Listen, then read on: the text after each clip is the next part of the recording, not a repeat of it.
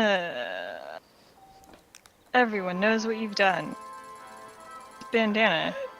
Okay, John here we finally hit the go. state of Maine. He hoped no one was able to recognize him.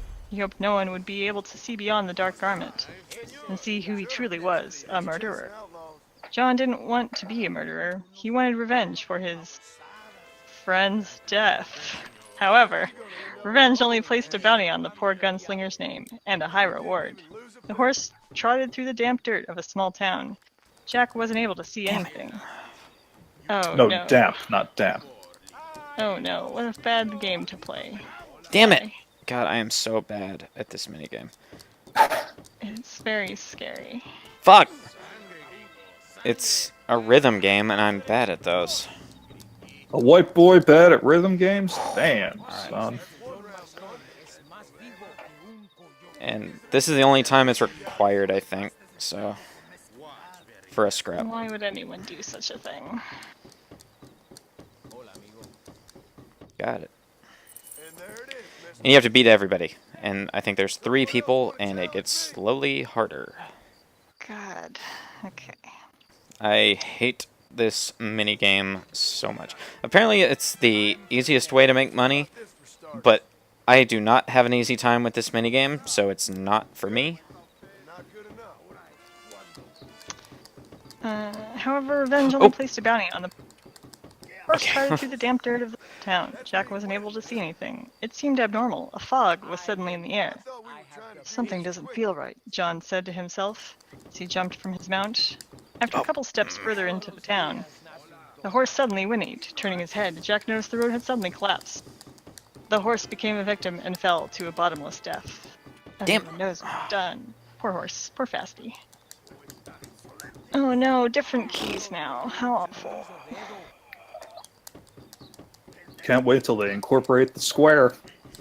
Oh yeah, these say they're translucent. Got it. Okay. Yeah, next one, they incorporate square, and I actually kind of think that having the square is a little easier than having the triangle with no square. I'm still going to do really badly at it. I believe in you. No, this is unprecedented, having seen other LPs that we have done, that one of us would be bad at something. Who Yeah. would have known? I did practice this minigame the other day, but not this one specifically, but it's the same pattern every time. Well, then this isn't a true blind LP if you practice. It never was. Damn it. Yeah, this one wasn't blind. If I do Revolver, it'll be blind. Damn it!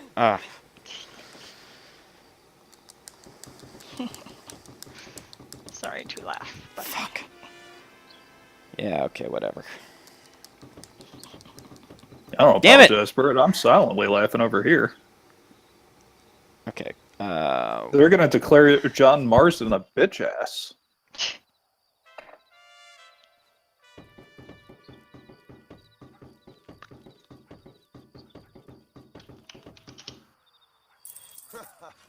Alright, just had to take my headset off and not listen to the peanut gallery, and I was good. Alright. Which is funny because we didn't say anything the Anything. entire time. Oh, what, that last time you didn't? Yeah, we were trying to give you the Yeah. opportunity to concentrate. Oh, well, I took the opportunity myself. cool. It is... I'm so bad at rhythm games. I'm better when I can use an actual controller, but I'm still bad. I was the guy who would play DDR with the controller. You put it on Yes. cripple mode. Yep. Oh, no, not that. John walked further into the town. The gunslinger suddenly felt a hint of paranoia. Ash was extremely present and flying in the air. Pikachu, said his mouse. Just kidding, this is like Ash from a fire.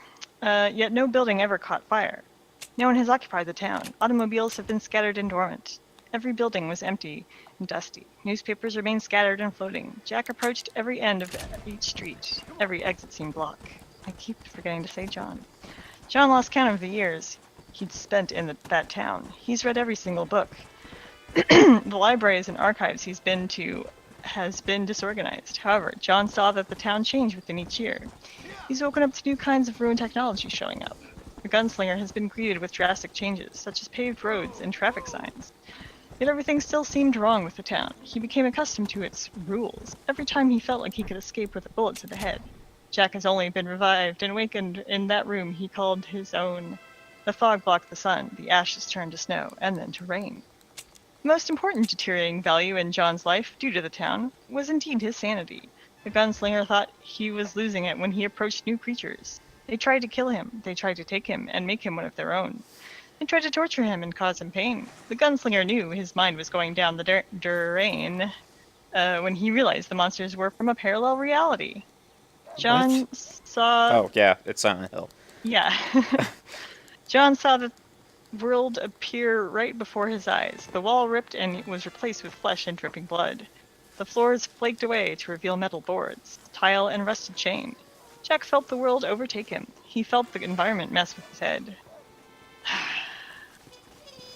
John saw his friend in his dreams. He saw his mother roam the other world. Jack read books on the influences of the town. God damn it. As the environment changed, he knew everything about the cults called the Order.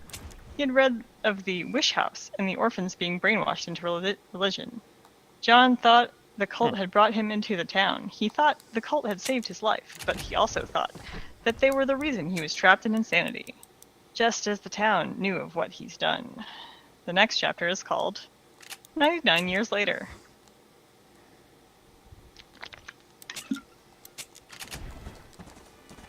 I hope you guys can't hear it, but this cat is snoring very loudly, perched on my shoulder. Oh, Why would we not want to hear that? I would want to hear that so badly. Alright, let me see if I can maneuver the microphone. Don't wake him up. Cat snoring is so cute.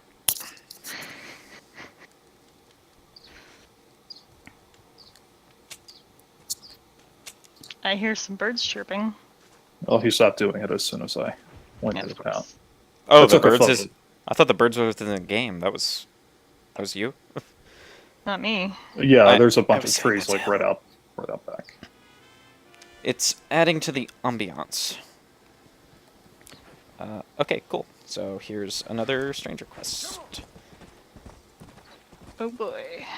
that is needed to get the outfit.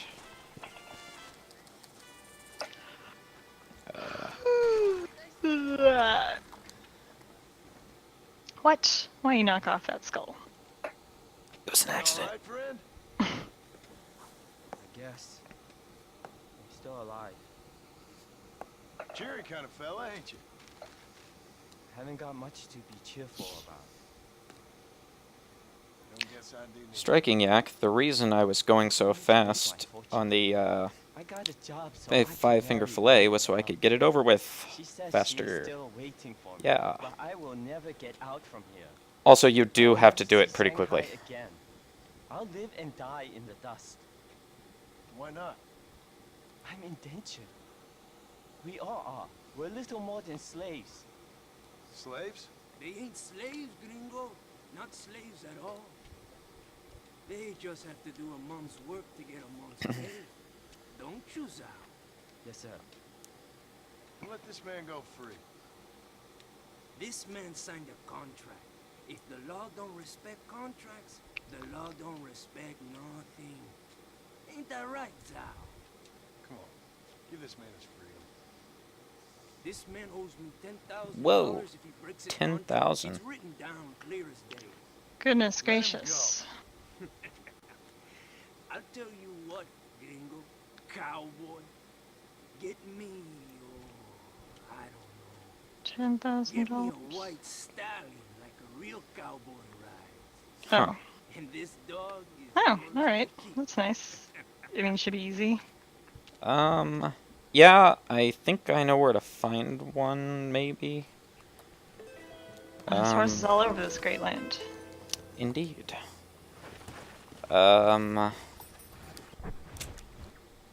I think there might be one in this area somewhere. Like, I feel like I've seen one, like, around there, but it's just a matter of if it shows up. Come on, horse. Show yourself.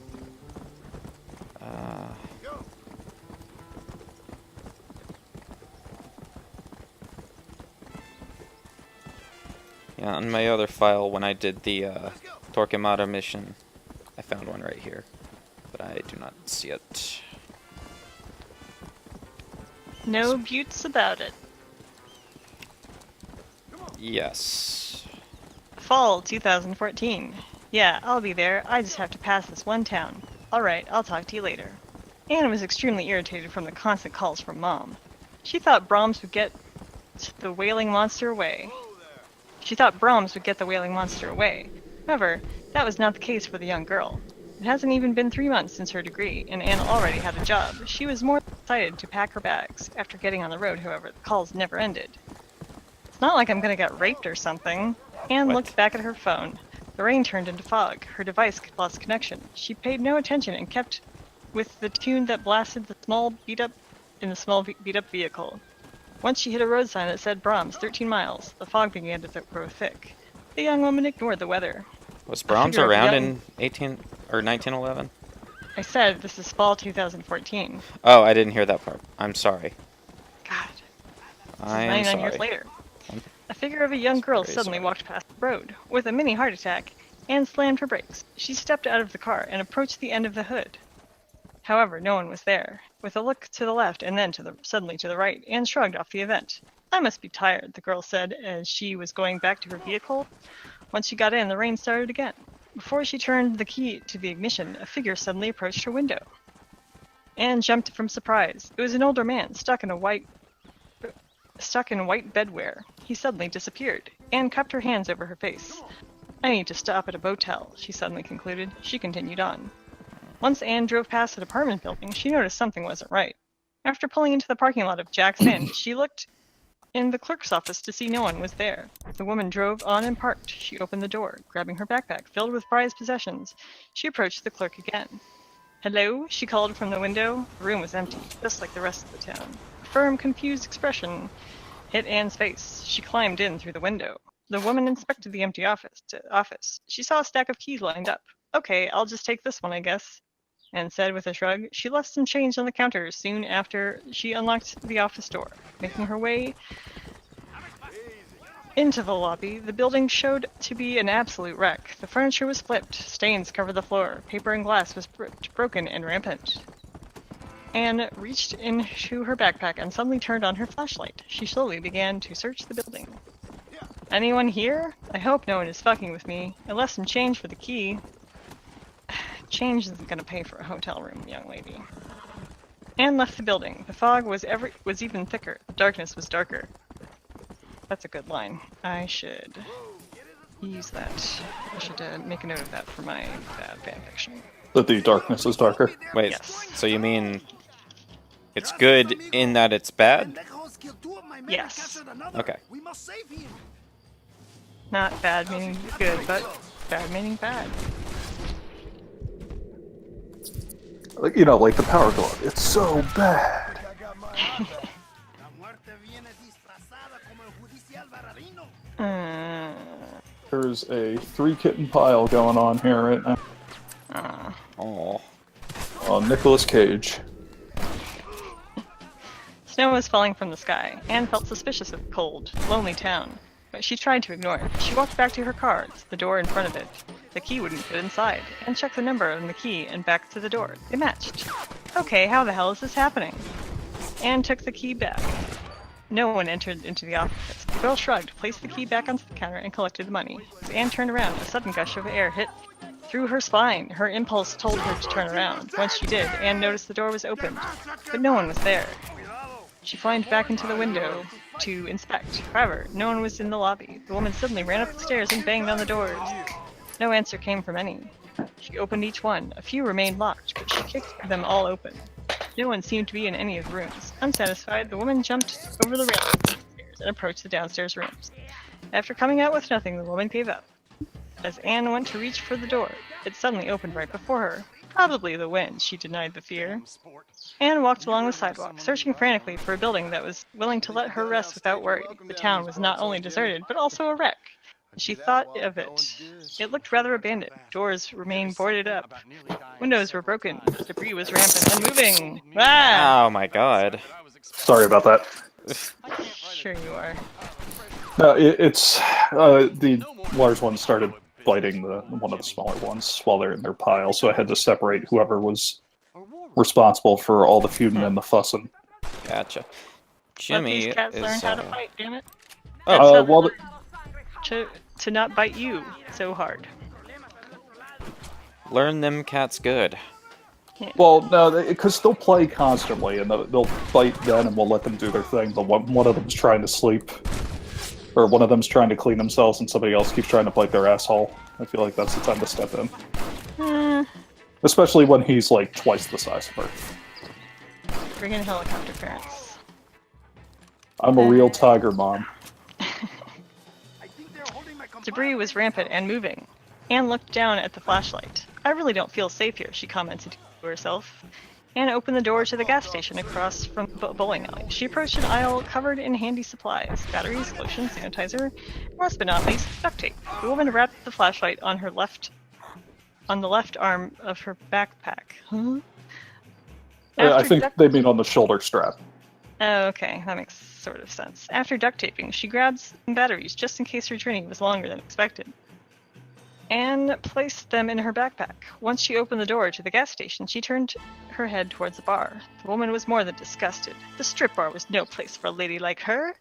On the bright side, Anne was more than glad to see there was some alcohol in the shelves. She smuggled some wine. She normally doesn't steal things, but it seemed more than convenient to also collect the money in the register. The town was more than evident to be abandoned in her eyes. She had no guilt to take the items she normally would be arrested for taking. I feel like, at this point, you've been wandering around so goddamn much that you could just have gotten in the car and driven to Bronx. Once Anne hit the bottom step of the stairway, she noticed a dragging body from the end of the alley. Once the foot left her sight, she began to panic. Anne seemed to have finished the bottle of wine then. What? Okay. With a sudden break to the bottom, she guarded herself. With her mind slightly buzzed, Anne slowly approached the corner to take a look.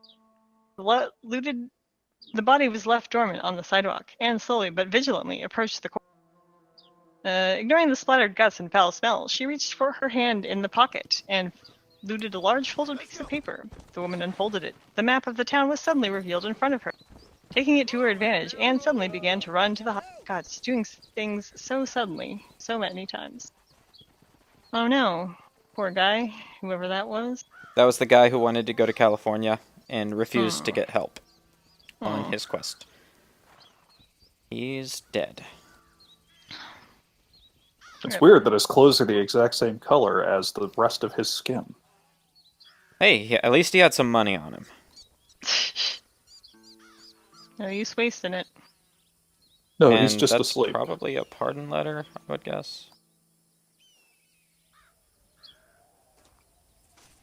Oh. A letter from Sam. Let's go. Taking it to her advantage, Anne suddenly began to run to the hospital to report the corpse. Anne was upset to see that no one was occupying the hospital. Then she surely concluded that the town was indeed abandoned. However, she still seemed panicked to notice a corpse. I was afraid that there may be at least someone in who could have at least seen her approach it. She felt paranoid to begin with, knowing deep within her gut that she was being watched. Anne noticed a map lying on the floor in front of the door to the examination room. They have hope. maps everywhere. With hope, the girl began to try the locks of the rooms. Most of them have been blocked with debris. Many locked doors have been kicked open. The girl's attention was suddenly grabbed by an envelope placed on the x-ray inside the doctor's lounge. Perplexed yet curious, the girl approached the folded piece of paper. She opened it and read a creepy note. Dearest, you're here because I need you. I need you to come back to me. It's been far too long that we've been apart. I didn't want to do what I did, but I needed to make sure those people never took you away from me. Melissa, please come back and stay with me. I will do anything to make you mine again. Stanley. Anne dropped the letter in disgust. Who the hell is Melissa? Was she some kind of doctor? Anne asked herself. She then looked down to a doll that indeed looked a lot like her. Ew, who the hell would touch that? Anne dropped the letter. Soon after, a key slid from under the door. With obvious curiosity, Anne grabbed it. It was a key to the roof. Oh my god.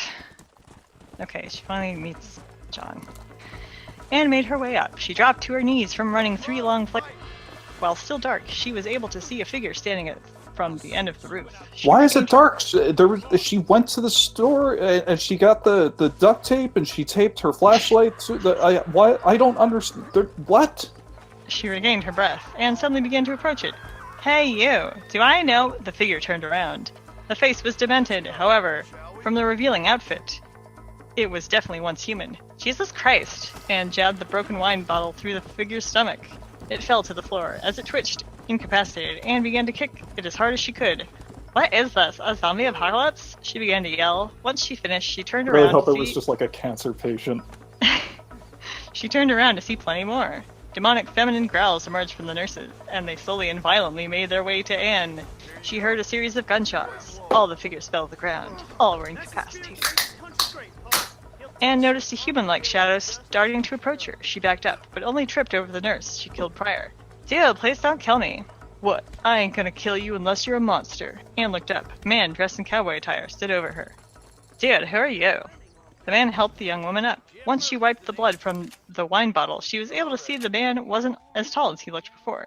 He removed his hat to reveal long brown locks. His eyes were piercing brown. His nose was piercing brown. His nose was curved downward with extremely thin lips. His features were complete with dark freckles, a mustache that showed scars from his middle lip to the top of it, a goatee, and stubble. And legs that went all the way to next week. Oh, sweet hat for that dude. He donned a beige hat, complete with a white shirt underneath, gray-brown pants, and a dirt-covered boot with an undeterminable color and blood stain. His gesture seemed extremely friendly, and he was indeed polite. However, he looked extremely dangerous, almost as if he was a bounty hunter or a criminal. It's been so long since I've seen an actual person here. Alone talk to one. What is your name? His voice sounded much younger than he looked. Anne, I'm on my way to the next town over. You? Jack Marston. Anne smiled. Oops. John Marston. Yeah. Yeah. Well, Jack, any idea what the hell is going on here? There's like zombies and ghosts and some freaky stuff. Jack seemed more than obligated to explain to the girl what the place was in his eyes. However, he felt deep within his gut that he wasn't supposed to tell her the actual rules. It's complicated, he only answered in a low tone. Just weird shit happened in here. You know, something about religion and some witchcraft, I presume. I read about it in a book, though. The woman seemed surprised yet relieved that he was intelligent as most folks she's encountered in her life. She never expected a cowboy like him would turn out to be an avid reader. Well, thanks for the tips, and turned around to head back to the building. Wait, she turned around back to the man. Look, it's really dangerous here as far as I know. I've been here. Oh, no, sorry. Wait. She hands him the wine bottle and says, "It's dangerous to go alone. Take this." Wait, she turned around back to the man. Look, it's really dangerous here as far as I know. I've been here a really, really long time. You look like a cowboy. Yeah, well, maybe we could stick around. You know, maybe... I lost the voice totally. You know, maybe find a way out together or something. You were okay at taking one monster, but what if there's an ambush? I've had a few of those. Anne looked at the door. She then rubbed both sides of her face. And you look tired. I know a place where you can rest. She began to moan. The girl felt like time was really getting to her. Well, Anne looked down at her phone. Her battery was running low. If wherever you're looking has an outlet and is safe, I guess I'll go with you. Jack gave a smile. Does he even know what an outlet is? Jack opened the door and let Anne in a polite manner. You know, men now... Oh, God. Not clear who's speaking. No, men nowadays don't even do that. Thank you. As both were making their way back to the first floor, Anne then bluntly said, I just hope you're not a psychopath who murdered the guy next to the strip bar. Jack questioned the young woman, but shrugged it off soon later. I don't trust people. It's just not my style. I'm not looking forward to having my limbs chopped. Jack then smirked. In all honesty, I would vomit if I chopped someone's, or even while mine would be, well, chopped off. What? The song Anne was listening to in the car was actually the Silent Hill theme, first game. Cool. This is my favorite mix. Silent Hill. I do not know that song. It's like... It's like piano, something like that. Oh, now I know. Now I know it. Yes, indeed. Cool. It's Yeah. it was penned by Liberace before he died. Yes. Perdido. Ooh, look at that big old moon. Oh, that Oh, reminds me. I have a got sniper bad rifle news, now. Oh, sweet. Shoot the moon. Yeah, I don't know if it's a thing in this game. I Can don't you think map? Can you change the moon to either that John McCain moon mod that we had or so. Oh, God. Carlton? We didn't. Did we do John McCain? Yes, we did. That disgusting op-ed cartoon I don't remember ever doing where he the kind of John looked like a melting football thing. Oh. I don't remember that. I came I over here do. because I forgot clearly where the rock formation is for the oh, there it is. Okay. Hooray.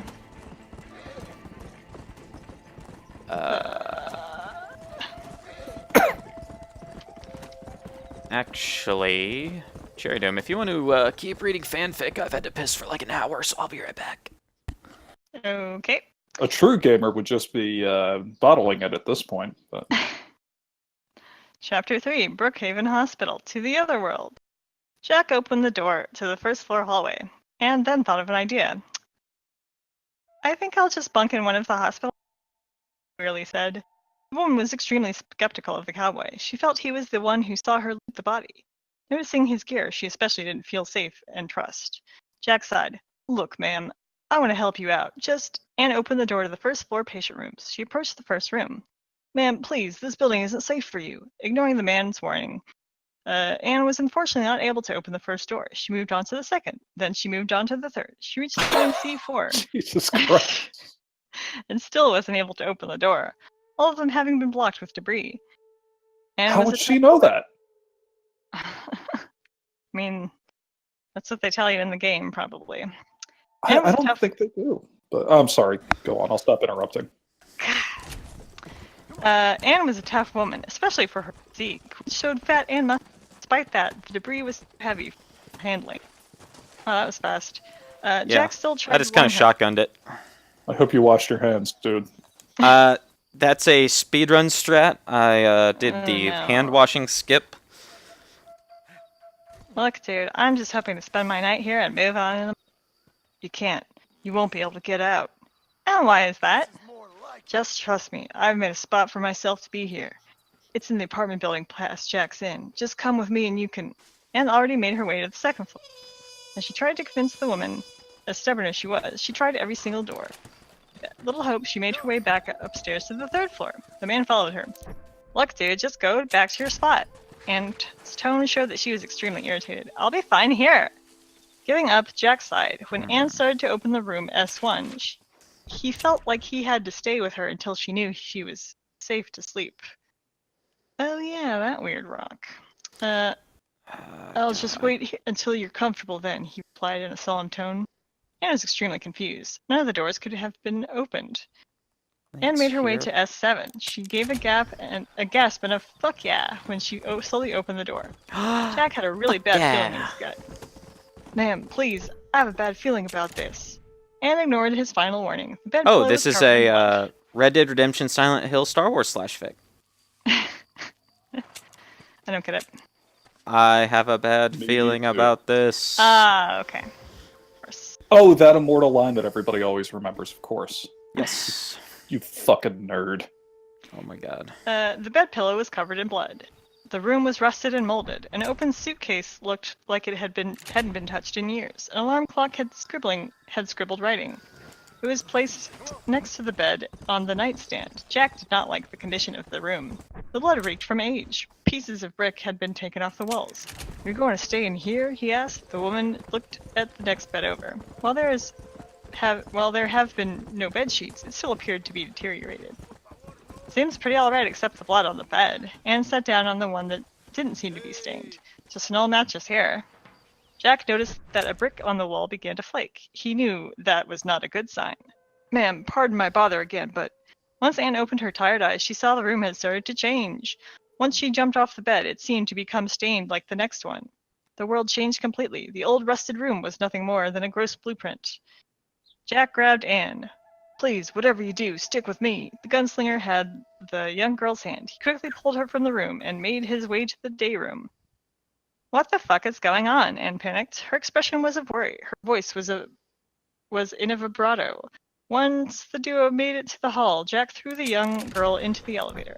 It was the only thing that wasn't being taken over. Anna was on the floor. She almost hurled. Dude, what the fuck is going on here? Just stay calm and stick with me. Are you doing this? If I did, would I be trying to get you out of here? The elevator began descending to floor level. Jack had clicked to the first floor. However, the box passed and began to accelerate. Dude, did we break a wire or something? And began to scream. Jack lost his balance. He crawled to the girl as fast as he could. Everything turned black. It's all the time of playing this, I mean. What? It's almost 11. It almost is. You're correct. I got errands to run, man. Like running over to the E3 stream to check out what EA Sports is doing in the game. Here's That's that not rock. happening for 2 more hours. Oh, is it? I don't know. They're dragging John Madden back out of his coffin. I always just check the E3 stuff later. Hang on. This one I always fall down and die during, so I need to be a little... Okay. What a nice looking river. It is a pretty good river. It's a pretty grand Rio. Huh. Think about it. Think about it. Only minutes have passed. Jack faintly heard his name. Once he opened his eyes, he was suddenly blinded by a flashlight. You alright? The woman grabbed his hand. She helped him up. I don't know what this place is, but I'm freaked out. Anne's voice was shaky. Her eyes showed worry. The girl turned. The basement was dark and rusted. It looked like a morgue. Stretchers and bodies were rampant. Anne moved the light a bit more. Her eyes inspected the shape of it. It matched the stretcher next. The foot of the shadow had moved, but not the body itself. Anne screamed, her arms wrapped around Jack's. This ain't cool, man. This is not cool. The man dragged her over to the stove. Ash still burned. Jack asked Anne to remove her flashlight. Reluctantly, the girl unwrapped the duct tape. The gunslinger inspected this human-sized stove. There's a passage on the other side. Maybe we can get back up through here. Going through a stove? Dude, what if you're just seeing this? What if you got locked in here and burned? Trust me. Are you for real? Going through this thing? Jack made his way inside. He crawled up to where Anne was able to see the man jump from the other end. Then jump on your stomach. I'll drag you out. Jack held his hands out. Anne hesitantly crawled in through the stove. Grabbed both her hands. Oh no! Speedrun strats. Whoops. The game saved after I collected the gold and I didn't feel like running all the way back. Nice. Way to go, there you are nerd. 10 total missions on the challenges. And we are caught up on the treasure hunter missions. We cannot do the Nice. next one until the next area of the game. Cool, let's stop